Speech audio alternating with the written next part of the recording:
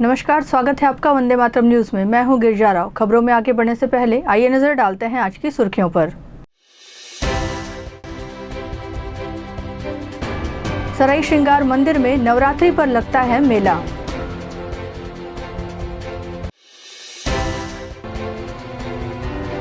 नगर निगम संचालित कर रहा बुजुर्गों के लिए स्नेह सदन।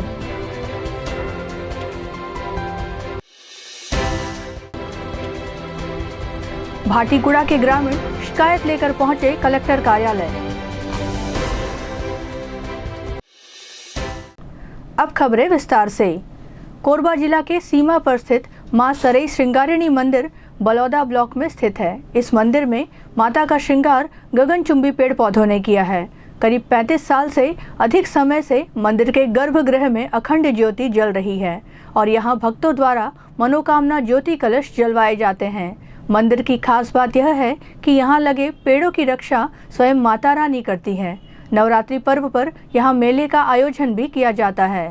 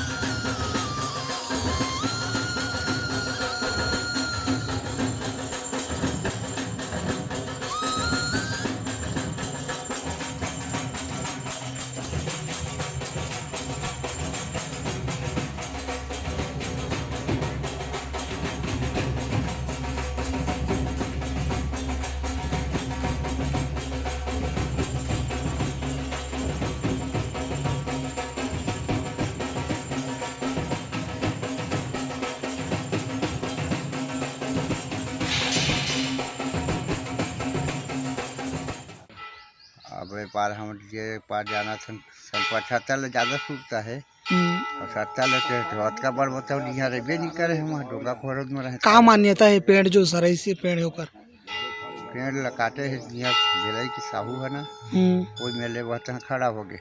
माता राम बस्ती में बता दे तो बता आई तो खड़ा हो गए। गाड़ा पीढ़ा टूटे फाटे पड़े रही से आदमी मन मरे रही नहीं। और अभी नवरात्रि में का माहौल रहते यहाँ बहुत भीड़ रहते हैं।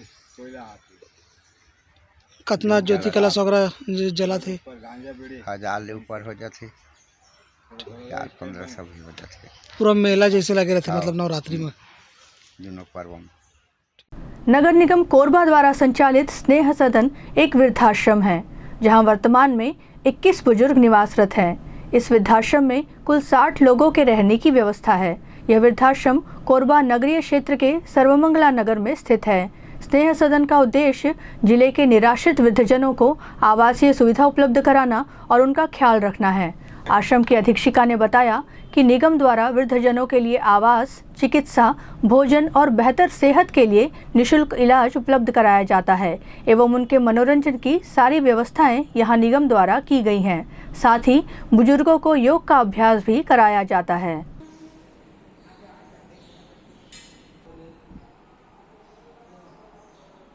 यहाँ 21 वृद्धजन है। यहाँ उनके आवास, चिकित्सा और कपड़े वगैरह सब निःशुल्क ही सेवा है। कब से संचालित? यह आश्रम 1 जनवरी 2025 से किसके द्वारा संचालित किया जा रहा है? यह जिला प्रशासन के द्वारा। कितना अच्छा है, बुजुर्गों के लिए क्या क्या सुविधा दी जा रही है? यहाँ बुजुर्गों के लिए, उनके मनोरंजन के लिए मतलब टीवी और पेपर, ऐसे उनके टाइम स्पेंड करने के लिए पेपर और उनके योगा भी कराते हैं उनके के लिए, और भोजन भी। कितनी क्षमता की है ये हॉस्टल? ये आश्रम 60 सीट। 60 सीट। हाँ महिला और पुरुष दोनों? हाँ, 30 महिला 30 पुरुष, 60 सीट है टोटल।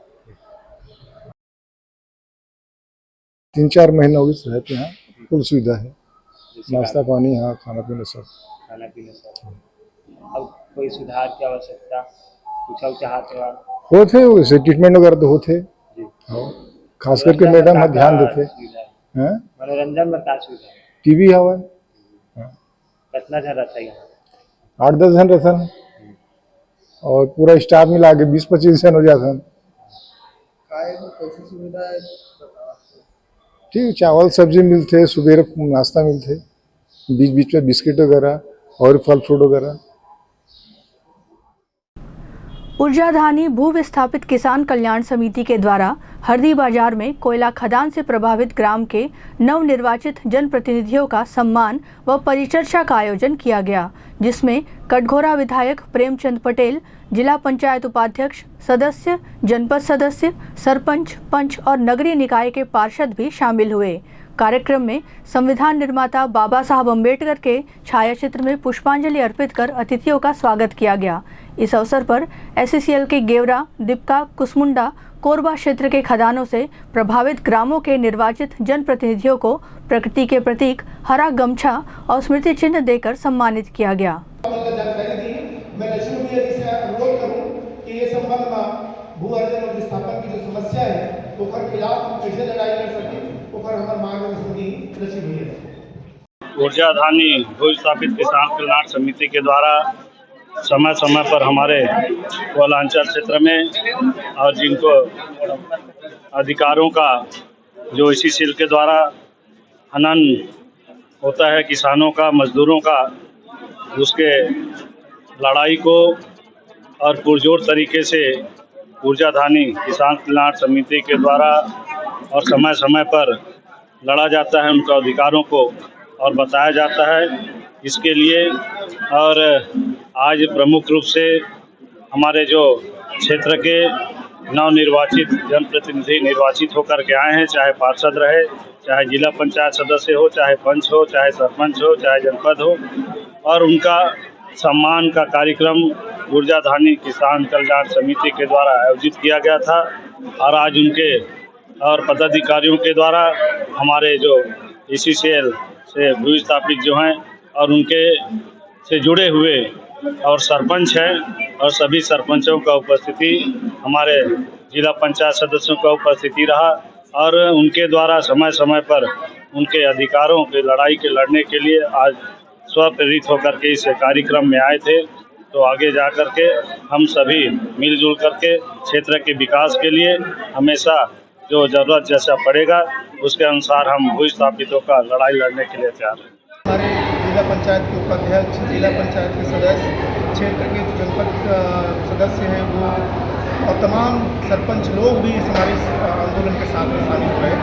ऐसी हालात में निश्चित रूप से सारे जनप्रतिनिधियों का जो साथ और जनता का जो आवाज़, वो दोनों मिलकर समस्याओं का समाधान करने की बात नहीं है। हम तो गांव-गांव में जाके जन जागरूकता का कार्यक्रम चलाते हैं, जन चौपाल का कार्यक्रम हमारा चलाया जाता है, और उसके माध्यम से लोगों की जो समस्याएं उनको हम जानने की कोशिश करते हैं। और उसको लेके ही अभी 1 तारीख जितने भी गांव में हमने भ्रमण किया उनको लेके, जो क्षेत्र में समस्याएं उसको लेके पिछले काफ़ी समय से हमने निर्माण किया है, उसको लेके जो SCCL मुख्यालय है, और उस SCCL मुख्यालय में हमें आक्रोश रैली निकाल रहे हैं, जिसमें हज़ारों की संख्या में पूरे जो केवल कोरबा जिले के नहीं बल्कि रायगढ़ से, चिरमिरी से और हमारे पाली क्षेत्र से, तमाम जगहों से भी भू विस्थापित उसमें शामिल होंगे और हज़ारों की संख्या में पूरी बातों को रखेंगे। हमने आज के कार्यक्रम में सरपंच वगैरह जो है उनसे भी आग्रह किया है तो ग्राम पंचायत में सभा करें और अपने गाँव के जो समस्याएं हैं उसके लिए मांग पत्र तैयार करके उस दिन हमारे साथ चलें और उन समस्याओं के समाधान की मांग को रखेंगे।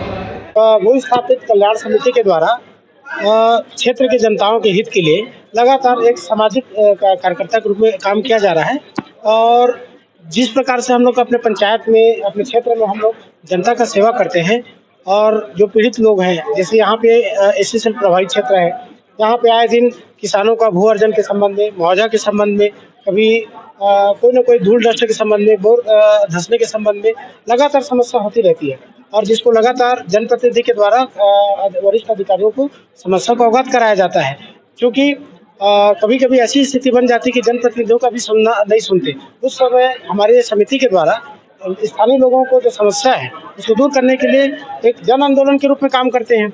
ऐसे समिति को हम सहयोग करेंगे और उनका जो उद्देश्य सही है, जनताओं के हित के तक, जहाँ पे जनता के हित की बात रहेगी वहाँ पे हम सभी जनप्रतिनिधि उनके साथ रहेंगे। ग्राम पंचायत गंगदेई के आश्रित ग्राम भाटीकूड़ा के ग्रामीण चावल नहीं मिलने की शिकायत लेकर कलेक्टर कार्यालय पहुंचे। ग्रामीणों ने बताया कि पूर्व सरपंच द्वारा हर महीने चावल वितरण किया जा रहा था, लेकिन पिछले 3 माह से चावल का वितरण नहीं किया गया है, जिससे ग्राम वासियों को परेशानियों का सामना करना पड़ रहा है।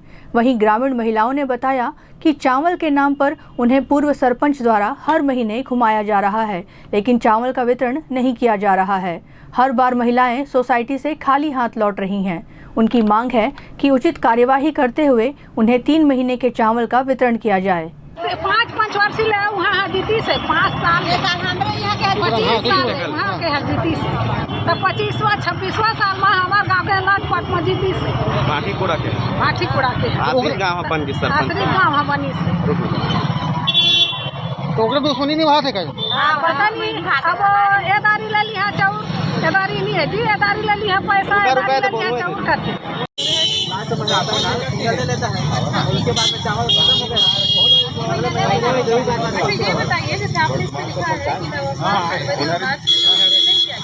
दिसंबर का मिला, जनवरी का मिला, दिसंबर में दूंगा बोला, दिसंबर चला गया, चुप ना भाई, जनवरी में दूंगा बोला। मार्च तक आपको 2 महीने का बीच में मिला है, बाकी का नहीं मिला है। अब बहुत लोगों को 4 महीने 4 माह 5 माह हो गए मैम, नहीं मिला है। एक काम करते हैं इसमें, आप पूरे किसी को बुलाई, 2 महीने कोई पैसा भेज के कैसे नहीं किया। 3 महीना हो के चाउर नहीं पात है, नाश्ता करवा लेते तो चाउर आज तू काल दिन का तो जाठन तो देवे नहीं करे, वोट में भर रही से हार 20 में तो देवे नहीं करो। उसने कहते चुनाव हार कर नहीं देखो थे। हाँ वो फिर भरे रही से लड़े बस सरपंच बन के। अब हार गए तो देवे नहीं करो कहा। कौन सरपंच उसने करवा थे का? हाँ सरपंच वैसे चाउर देते वैसे तो उनसे ओकरे दुकान सरपंच के। हाँ वैसे भी चाहिए। तो कितना आदमी वाले नहीं मिला थे? पूरा गाँव भर अपन गाँव चलते थे, हमारे गाँव में अपन चावल की समस्या में क्या है? चावल की समस्या चावल चावल नहीं मिला थे। 3 साल हो गए, 3 महीना हो गए चावल नहीं मिला थे। और उठा ले थे चावल बिक्री नहीं करा थे हमारे लग देते नहीं है, शादी जाके चावल खा था तो कहाँ ले मतलब चाहिए क्या है का बोलते जाता था, का बोलते सोसाइटी संचालक है दूध कथे अगले में हम दूध का तक नहीं दे भिंगा ले लेते तब चावल नहीं। कौन वाले? हमारे गांव में बहुत से ग्राहक को चावल नहीं मिला है, 2-4 महीने का नहीं मिल पाया है। इसको तो मैंने अंगूठा लगवा दिया है, लेकिन वितरण नहीं किया। क्यों नहीं चावल वितरण किया जा रहा है? क्या उसके पीछे कारण क्या बता रहे हैं? पिछला जो सरपंच था वो बोल रहा है कि दूंगा, अगले महीने दूंगा कहकर रखा था, लेकिन तो दिया नहीं देने के पीछे क्या कारण बोल रहे हैं? मतलब ऐसा कितने और क्यों नहीं दिया जा रहा? क्या कुछ महिलाएं बता रही कुछ राजनीतिक उद्देश्य भी, मतलब चुनाव हारने की वजह से ऐसा कुछ नहीं दिया जा रहा है उनके द्वारा? ऐसा कुछ नहीं है, लेकिन हमारे दे नहीं रहे, पता नहीं कारण क्या है। कारण नहीं बता रहे हैं। क्या चाहते हैं अभी आप लोग? हम लोग चाहते हैं जितना जिसको नहीं मिला है चावल कितने महीने का, तो चाह रहे हैं कि हम लोग को मिल जाए 2-4 महीने जो नहीं मिला। कितने हितग्राही होंगे भैया अभी वहाँ जो उनको चावल नहीं मिल पा रहा है? लगभग 300 होगा हमारे यहाँ। 300 होगा हमारे गाँव में। तो फिर वैकल्पिक व्यवस्था कैसे कर रहे हैं जब चावल नहीं मिल रहा है? तो लोग फिर अपना जीवन मतलब वैकल्पिक व्यवस्था कैसे कर रहे हैं? अभी अपन व्यवस्था कर रहे हैं, खरीद कर रहे हैं। तो अभी अधिकारियों से चर्चा हुआ, क्या बोला गया? वहाँ बोल रहे हैं कि हम लोग मिला कर दे, जितने महीने चावल जो नहीं मिला है तो हम लोग बच्चों की पोषण संबंधी चुनौतियों का समाधान करने के लिए 2021 में भारत सरकार ने मिशन सक्षम आंगनबाड़ी और पोषण 2.0 की शुरुआत की है, जिसके तहत जिले के विभिन्न आंगनबाड़ी केंद्रों में बच्चों के साथ ही गर्भवती महिलाओं को भी सुविधाएं मिल रही हैं। केंद्र सरकार की इस महत्वाकांक्षी योजना में 0 से 3 वर्ष तक के बच्चों को भरपूर पोषक आहार देकर उनके स्वास्थ्य का देखरेख किया जा रहा है। साथ ही 3 से 6 वर्ष के बच्चों को खेल खेल में प्रारंभिक शिक्षा भी प्रदान किया जा रहा है।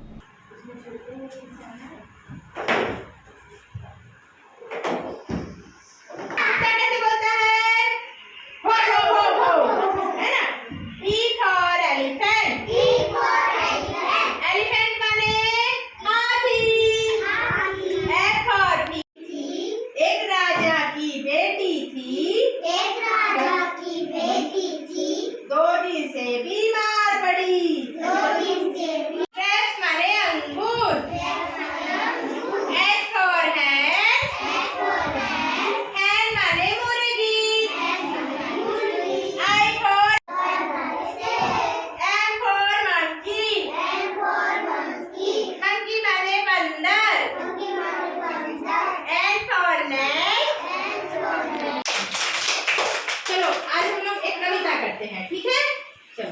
3 सिपाही दौड़े आए, 3 सिपाही दौड़े आए, 3 सिपाही दौड़े आए, 4 दवा की पुड़िया लाए, 4 दवा की पुड़िया लाए, 4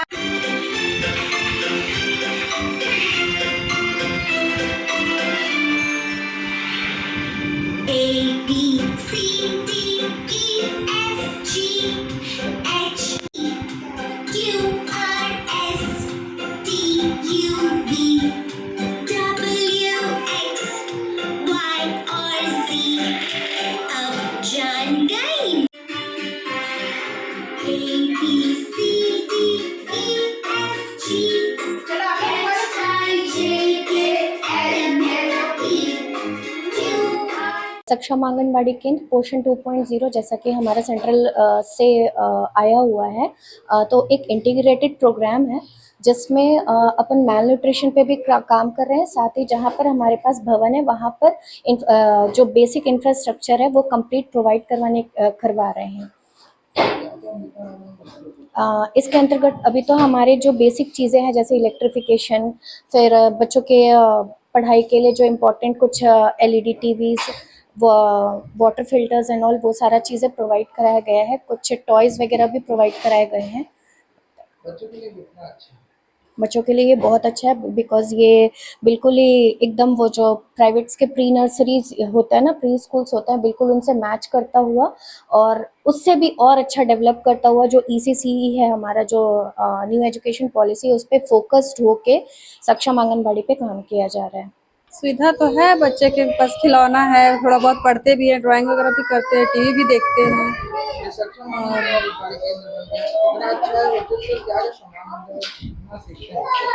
बच्चे लोग सीख ही रहे हैं, पढ़ना लिखना भी सीख रहे हैं, कुछ ना कुछ ड्राइंग करते हैं, खेलते हैं, फिर पानी वगैरह खाना पीना सब तो ठीक ही है। टीवी में बच्चे कार्टून से तो आजकल बच्चे लोग सीखते ही हैं, ABCD हो गया या कुछ भी हो गया, सब कार्टून से ही सीखते हैं पढ़ना लिखना। आज अधिकतर इंटरेस्ट बच्चों का उसी में रहता है। जी, बहुत सारी सुविधाएं हैं, बच्चे लोग यहाँ पे खेलते हैं, पानी भी अच्छा है, गार्डन वगैरह भी सामने में है, झूला वगैरह है, बहुत अच्छे से खेलते हैं। स्कूल आने के बाद खाना पीना भी बहुत अच्छा है, दीदी बहुत अच्छा बनाती है, बच्चे लोग तारीफ भी करते हैं जाते हैं तो। जी, बच्चे लोगों के लिए खेलने का सुविधा है, खिलौना वगैरह है, बीच बीच में होमवर्क वगैरह भी कराते हैं, ड्राइंग कंपटीशन होता है, गेम वगैरह भी बहुत अच्छे से होता है एंड मैडम भी बहुत अच्छे से करवाती है। जी, टीवी भी चलता है और उसमें म्यूजिक वगैरह सब, पानी पीने का भी सुविधा है, प्यूरीफायर भी है। कोरबा चांपा मार्ग पर सरगबुंदिया स्थित मड़वा रानी मंदिर के समीप भारी वाहन की चपेट में आकर मंगल सिंह यादव नामक व्यक्ति की मौत हो गई।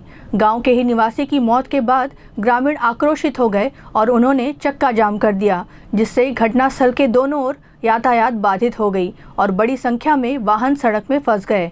पुलिस अधिकारी और कर्मचारी मौके पर पहुंचे एवं लोगों को समझाइश दी। जल्द से जल्द जाम समाप्त करने का प्रयास किया गया ताकि लोग अपने गंतव्य की ओर रवाना हो सकें।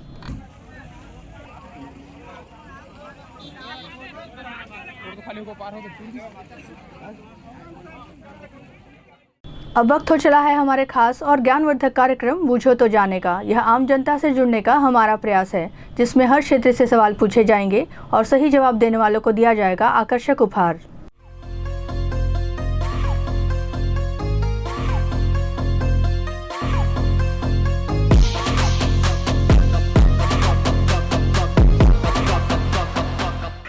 नमस्कार दर्शकों, आप सभी का स्वागत है हमारे खास कार्यक्रम पूछो तो जाने में। आज का हमारा सवाल है कि सूचना का अधिकार अधिनियम भारत में कब लागू हुआ था। आज के हमारे विजेता को दिया जाएगा नमामि हसदेव की ओर से आकर्षक उपहार। तो आइए चलते हैं दर्शकों के बीच और जानते हैं आज के सवाल का जवाब। सूचना का अधिकार अधिनियम भारत में कब लागू हुआ था? पता नहीं। कोरबा वासियों को कोई मैसेज देना चाहेंगे? नहीं, ऐसा कुछ नहीं है। धन्यवाद। सूचना का अधिकार अधिनियम भारत में कब लागू हुआ था? नो मैम, नहीं जान रही। कोई बात नहीं, ठीक है, धन्यवाद। सूचना का अधिकार अधिनियम भारत में कब लागू हुआ था? नहीं, आइडिया नहीं। कोई बात नहीं, ठीक है, धन्यवाद। सूचना का अधिकार अधिनियम भारत में कब लागू हुआ था? याद नहीं है। कोई बात नहीं, ठीक है, धन्यवाद। सूचना का अधिकार अधिनियम भारत में कब लागू हुआ था? नहीं पूछना। कोई बात नहीं, ठीक, धन्यवाद। सूचना का अधिकार अधिनियम भारत में कब लागू हुआ था? अब इसके बारे में थोड़ी कम जानकारी है मैडम मेरे को। कोरबा वासियों को मैसेज देना चाहेंगे? कोरबा वासियों के लिए मैसेज यही है कि मैं एक चीज़ कहना चाहूँगा यातायात के बारे में। यातायात के बारे में ये कहना चाहूँगा कि बहुत सारी बाइकें लोग मॉडिफाई करा करके अब पूरे रोड पर शोर मचाते, ये कट मारते, वो कट मारते निकलते हैं। उससे ट्रैफिक बहुत एक तो परेशान होता है, दूसरे लोग भी परेशान होते हैं और शायद उनका एक्सीडेंट हो जाए तो क्या हाल होगा वही जानते हैं। और इस पर विशेष ध्यान देने मैंने बहुत शहर घूमे हैं, लेकिन इस शहर में ख़ास तौर से मेरे को ये मिलता है कि रोडों पर अच्छी है रोडें, ऐसा नहीं है, लेकिन कुछ खराबें हैं, अलग बात है, लेकिन उसका दुरुपयोग करते हुए चलते, ये मेरे को बहुत ख़राब लगता है। और पूरे कोरबा में मेरे को दिखता है मैम, कोई एक जगह नहीं, पूरे कोरबा में दिखता है ये। और कई लोग उससे अनबैलेंस होते हैं। ये एक अच्छा नहीं है मेरे शहर के लिए। मैं यही शहर के बारे में कहना चाहता हूँ। ठीक है सर, धन्यवाद सर। सूचना का अधिकार अधिनियम भारत में कब लागू हुआ था? 2005। आप श्योर हैं सर? जी बिल्कुल सही जवाब दिया है आपने। आपका नाम क्या है? रविंद्र कुमार। आपको दिया जाता है नमामि हसदेव की ओर से आकर्षक उपहार। धन्यवाद मैडम। कैसा लग रहा है जीत के? बहुत अच्छा लगा मैडम। कोरबा वासी को कोई मैसेज देना चाहेंगे? कोरबा वासी शांत रहे, स्वच्छ रहे, कोरबा के लोग प्रदूषण से बचे, बस। बिल्कुल ठीक, धन्यवाद। सूचना का अधिकार अधिनियम भारत में कब लागू हुआ है? अरे ये 2005 से शायद, कंफर्म याद नहीं है, 2005 है शायद, उसी टाइम। आप श्योर बताइए सर। है? श्योर बताइए। श्योर नहीं बता पाऊँगा, 2005 ही है। 2005 या 2008 में कंफ्यूज हो रहा हूँ मैं। बिल्कुल सही जवाब है वैसे तो आपका, लेकिन आज हम पहले विजेता को उपहार दे चुके हैं। आप कोरबा वासियों को मैसेज देना चाहेंगे? कोरबा में बस मैं एक चीज़ चाहूँगा कि आप स्वच्छता को अपनाएं, अपना कार्य अपना करें और कोरबा के साथ में राष्ट्र को भी स्वच्छ बनाने में सहयोग करें और पर्यावरण का ध्यान रखें। जहाँ तहाँ वृक्ष है उसको बिना ज़रूरत के कटाई छटाई भी ना करें। ये मेरा विशेष रूप से अनुरोध है कोरबा की जनता से। पानी का वृथा नुकसान न करें, ज़रूरत के अनुसार ही पानी का भी जल का संरक्षण करें, संवर्धन करें, यह मेरा निवेदन है। ठीक सर, धन्यवाद। आज का हमारा सवाल था कि सूचना का अधिकार अधिनियम भारत में कब लागू हुआ था, जिसका सही जवाब है 2005। सूचना का अधिकार अधिनियम भारत में 2005 में लागू हुआ था। आज के हमारे विजेता रहे हैं रविंद्र कुमार, जिन्हें दिया गया है नमामि हसदेव की ओर से आकर्षक उपहार। आज के लिए बस इतना ही। कल फिर मिलते हैं एक नए सवाल और जवाब के साथ। बने रहें वंदे मातरम न्यूज़ के साथ, तब तक के लिए नमस्कार। खबरों का सिलसिला यूं ही जारी रहेगा। देखते रहिए वंदे मातरम न्यूज़। मिलते हैं अगले बुलेटिन में, तब तक के लिए नमस्कार।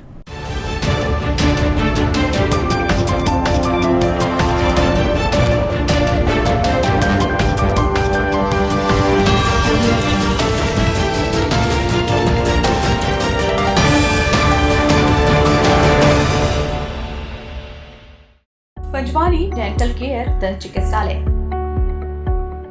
कोरबा का प्रथम स्थापित दंत चिकित्सालय। अत्याधुनिक मशीनों द्वारा दांतों की उच्च स्तरीय जांच एवं इलाज की सुविधा। सेरेमिक नकली फिक्स दांत व निकलवाने वाले दांत, फुल सेट बत्ती सी लगाने की सुविधा, टेढ़े मेढ़े बाहर निकले दांतों को ऑर्थोडेंटिक क्लिप द्वारा ठीक करना, आजू बाजू के दांत घिसे बिना इम्प्लांट विधि द्वारा फिक्स दांत लगाना, पेरेंटो ओरल कैमरा जिसमें मरीज अपने दांतों को टीवी स्क्रीन पर देख सकता है, रूट केनाल, मुंह में खून आना, दांतों की सफाई, मुंह की दुर्गंध, पायरिया का इलाज। हमारे डॉक्टर रौनक सिंह MDS, डॉक्टर प्रज्ञा Chaudhary BDS, doctor Mohit Kumar videos. Chhattisgarh विद्युत मंडल CSEB के कर्मचारी हेतु कैशलेस इलाज की सुविधा। हमारा पता Panchwari dental care, Lakshmi store के सामने, Siddhi Vinayak hospital, a unit of orthopaedic surgery and trauma management. अब हड्डियों से संबंधित रोगों के उपचार के लिए कहीं और जाने की जरूरत नहीं। जटिल एवं असाध्य रोगों का सफल इलाज अब आपके अपने शहर में। घुटने व कूल्हे के जोड़ों का प्रत्यारोपण, जटिल फ्रैक्चर एवं जोड़ों का सफल ऑपरेशन, गठियावाद व जोड़ों के दर्द का उपचार, टेढ़ी मेढ़ी हड्डियों का बेहतर इलाज, हड्डियों की जन्मजात विकृतियों का उपचार। इसके अलावा OPD 1-2 की सुविधा, modern pathology lab, private semi private general ward की सुविधा, modern digital xray, ECG, ICU, ventilator की सुविधा, pharmacy, OT team, waiting area, 24 घंटे एम्बुलेंस एवं आपातकालीन सुविधाएं उपलब्ध। हमारा पता Siddhi Vinayak hospital, doctor Shadalnath, plot number 52, bluebird school के पीछे, कोसाबारी, कोरबा। इसके अलावा अब हमारा नया संस्थान सिद्धि विनायक प्राथमिक एवं ट्रामा सेंटर, उर्गा। इस केंद्र में फार्मेसी, एक्सरे, पैथोलॉजी व आपातकालीन चिकित्सा सुविधा उपलब्ध है। तो संपर्क करें। मोबाइल नंबर 9993000683, 9109488443, कोरबा के लिए 8120195179, उर्गा के लिए।